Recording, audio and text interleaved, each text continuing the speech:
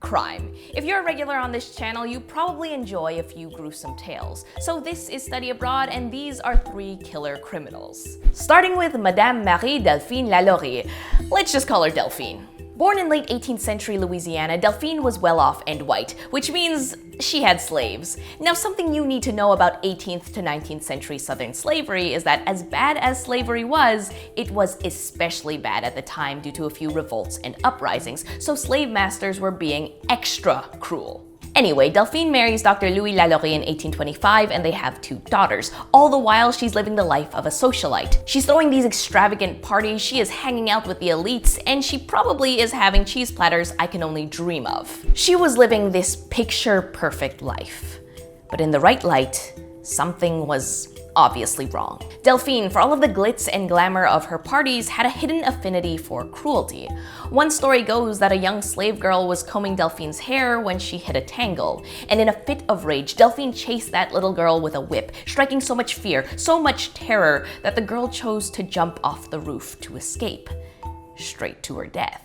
That was just one of the stories to escape the house, but the big one begins on April 10th, 1834. A fire broke out in the house as a slave chained to the oven tried to set herself on fire, preferring death to being sent to Delphine's punishment room, where slaves enter, but never leave. A judge heard of the fire and ordered the house searched to save all of the slaves from this mistreatment. You know it's bad when you're being called out for being too cruel of a slave owner. But it was for the best, because in that punishment room, corpses were found, horrifically disfigured.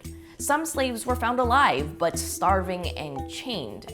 The judge recognized that this was not acceptable, which is the understatement of the century. But Delphine didn't even face any punishment. She and her husband escaped to Paris, rumors saying that the mayor even helped her out. No one quite knows what happened to her after that. Some say she stayed in Paris until her death, others say she was killed in a wild boar hunt.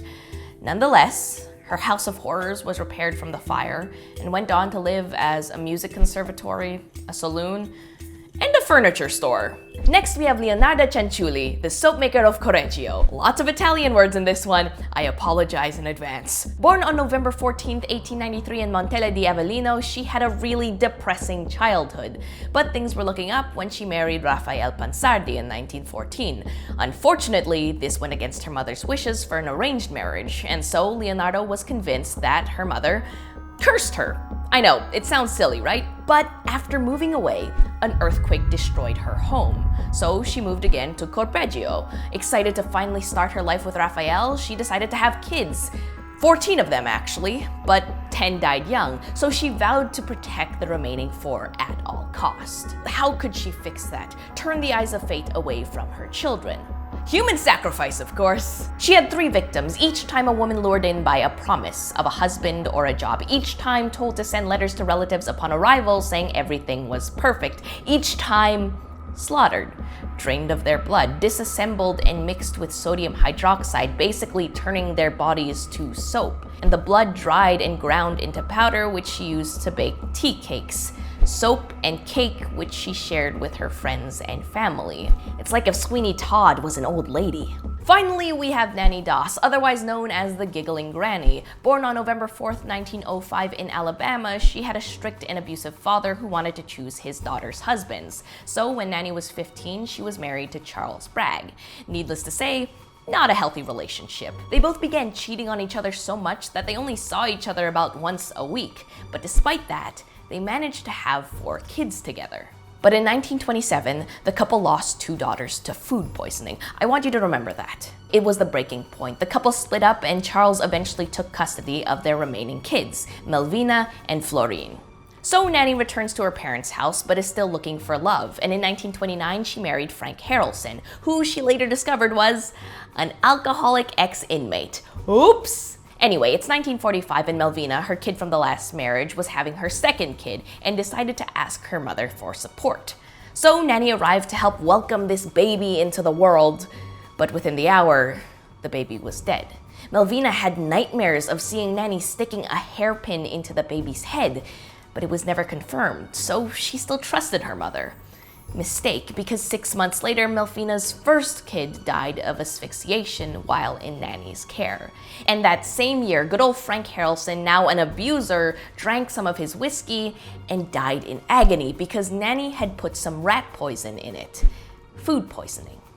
Seem familiar? Anyway, now it's 1947 and Nanny gets married again to Arnie Lanning just 2 days after meeting him. Arnie, another catch, was an alcoholic serial cheater. But Nanny played the doting wife, feeding him coffee and prunes, and by February 1950, the town was attending Arnie's funeral. The coffee and prunes were laced with rat poison again. Now you might be thinking, how is she still doing this? Well, no one had any reason to be suspicious. The kids' deaths looked like accidents. Frank and Arnie weren't exactly healthy men, so she moved on, and in 1952 she married Richard Morton. And Richard cheated on her as well. But around the same time, Nanny's mother was in town to stay after Nanny's father had passed away.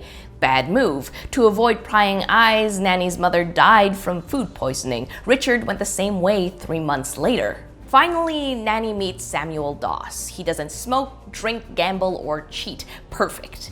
Too perfect. Nanny grew bored. She fed him a pie laced with arsenic, but it didn't do the trick. After 23 days in the hospital, he came back, only to die from a cup of coffee laced with arsenic. But Nanny couldn't get away with it this time. That initial hospital stay triggered attention, and someone finally ordered an autopsy and found a stupid amount of arsenic in his system. And the only one who could have done it, his doting wife, Nanny Doss. Thank you for watching Study Abroad. If you enjoyed this video, consider smashing that like button. And if you want to see more, be sure to subscribe to Snarled for more awesome stuff. Till next time.